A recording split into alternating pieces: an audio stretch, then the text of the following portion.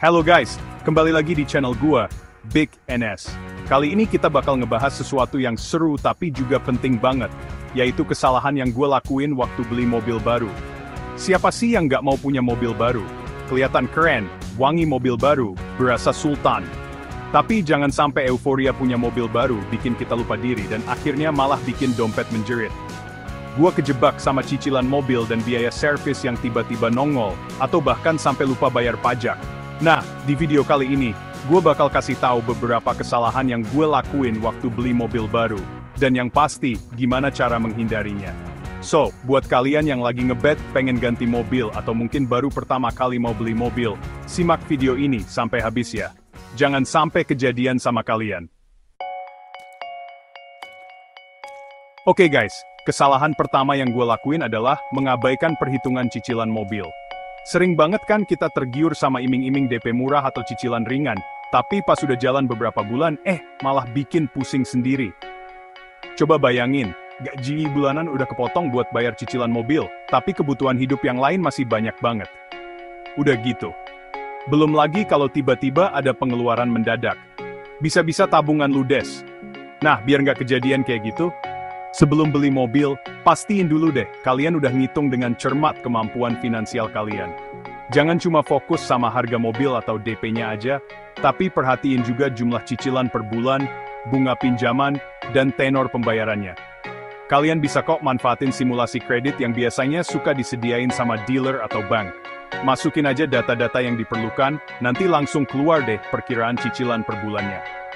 Oh iya, satu lagi tips penting nih dari gue. Usahain cicilan mobil itu nggak lebih dari 30% dari total pendapatan bulanan kalian. Kenapa? Biar masih ada sisa buat kebutuhan hidup yang lain, nabung, dan investasi. Jangan sampai gara-gara mobil baru, hidup kalian malah jadi nggak seimbang. Ingat guys, beli mobil itu bukan cuma soal gengsi, tapi juga soal perencanaan keuangan yang matang.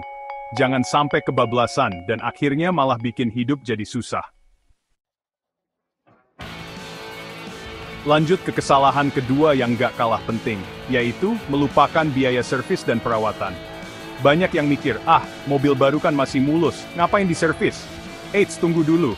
Servis rutin itu penting banget loh buat menjaga performa mobil kalian tetap oke. Sama kayak badan kita, mobil juga butuh yang namanya check-up rutin. Bayangin aja kalau kita nggak pernah olahraga dan makan sembarangan, pasti gampang sakit kan? Nah, mobil juga gitu.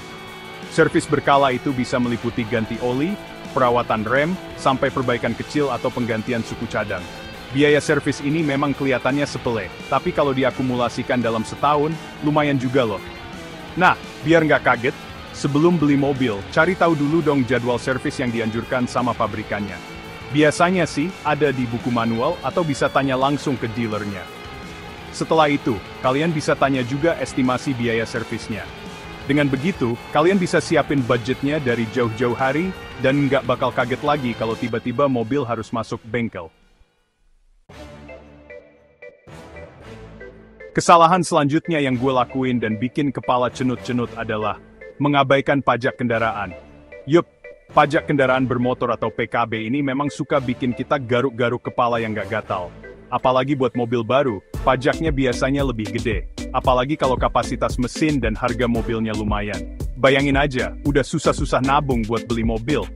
Tahu-tahu dapet surat cinta dari kantor pajak. Pas dicek, ternyata tagihan pajaknya bikin kantong jebol. Nah, biar nggak kejadian kayak gitu, sebelum beli mobil, mending kalian cek dulu deh perkiraan PKB-nya. Sekarang sih udah gampang banget guys. Kalian bisa cek di situs resmi Samsat atau layanan pemerintah lainnya. Tinggal masukin aja data-data mobil yang kalian incer, nanti langsung keluar deh perkiraan pajaknya. Nah, setelah tahu perkiraan pajaknya, jangan lupa masukin ke dalam anggaran tahunan kalian ya. Biar pas jatuh tempo pembayaran, kalian udah siap dan nggak kelimpungan nyari duit lagi. Ingat, bayar pajak itu kewajiban kita sebagai warga negara yang baik. Oke guys, kita lanjut ke kesalahan berikutnya yang gue sepelein, yaitu menganggap enteng pengeluaran bensin. Paling berapa sih biaya bensin? Eits, jangan salah. Biaya bensin ini kayak siluman, nggak kerasa tapi ngabisin duit juga loh. Apalagi kalau mobil kalian bermesin besar atau boros bensin, wah bisa-bisa pengeluaran buat bensin ngalahin biaya makan kalian sebulan. Apalagi kalau kalian termasuk tipe yang mobil dan sering bepergian jauh, wah bisa-bisa dompet menjerit. Nah, makanya, pas lagi milih-milih mobil, perhatiin juga deh efisiensi bahan bakarnya. Biasanya sih ada informasi konsumsi bensin dalam kilometer per liter di brosur atau website resmi mobilnya. Semakin tinggi angka km per liternya, berarti mobil itu semakin irit. Selain itu, kalian juga bisa pilih mobil dengan teknologi terbaru yang lebih hemat bahan bakar, seperti hybrid atau mobil listrik.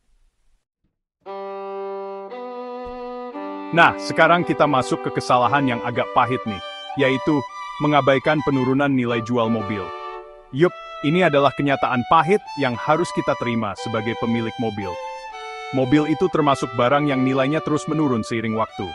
Apalagi mobil baru, biasanya kehilangan nilainya cukup drastis di beberapa tahun pertama, terutama setelah keluar dari showroom.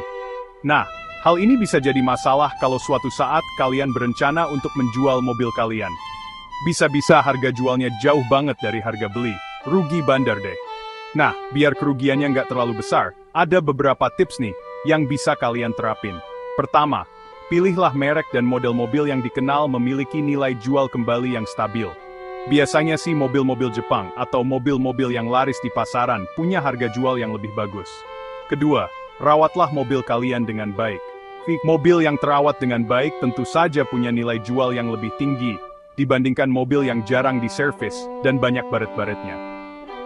Ketiga, kalian bisa pertimbangkan untuk membeli mobil bekas berkualitas. Kenapa? Karena penurunan nilai jual mobil bekas biasanya tidak sedrastis mobil baru.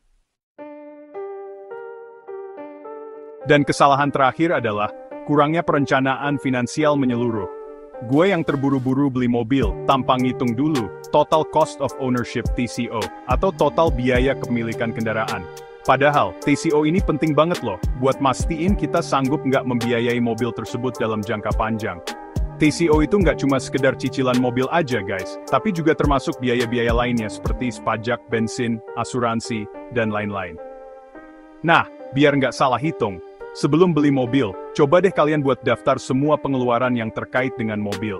Mulai dari cicilan, DP, biaya administrasi, asuransi, pajak, servis, bensin, sampai biaya-biaya tak terduga lainnya. Kalian bisa cari informasi ini di internet, tanya ke teman yang udah punya mobil, atau konsultasi langsung ke dealer. Setelah itu, jumlahkan semua biaya tersebut untuk mendapatkan gambaran total biaya yang harus kalian keluarkan selama memiliki mobil tersebut. Nah, kalau dirasa TCO-nya masih masuk akal dan sesuai dengan kemampuan finansial kalian, baru deh kalian bisa lanjut ke tahap pembelian. Ingat, membeli mobil itu bukan cuma soal gengsi semata, tapi juga soal perencanaan keuangan yang matang. Jangan sampai kebablasan dan akhirnya malah bikin hidup jadi susah.